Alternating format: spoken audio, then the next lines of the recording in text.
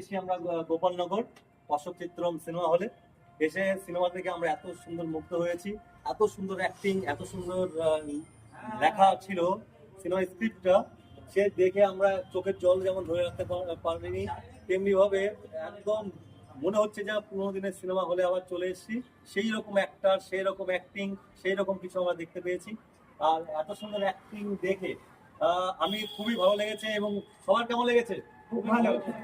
সবাই এত পরিমাণ ভালো লেগেছে, আমরা নিচে একদম সুন্দর একটা স্টল আছে, সেখান থেকে আমরা এইগুলো কিনলাম, মেমোটা কিনেছি। কিনে আমাদের ডাইরেক্টর কাম নায়ককে আমরা এটাকে সম্বোধন দিলাম।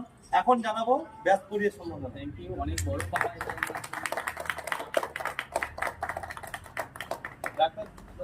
দাদার ধারে একটা কথাই বলবো, এরকম সিনেমা আমরা আবার কবে দেখতে পাবো?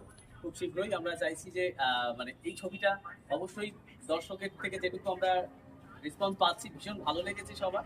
তো সেই রকমই আমাকে চেষ্টা করতে হবে আগামী দিনগুলোতে আরো ভালো ভালো ছবির কনসেপ্ট এবং যাতে দর্শক ফলমুখী হয় সেই ধরনের ছবি তৈরি করা।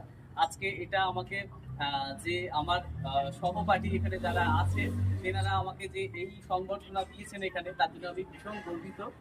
ছবিটি সবার ভালো লেগেছে, এর থেকে বড় আর কিছু নেই।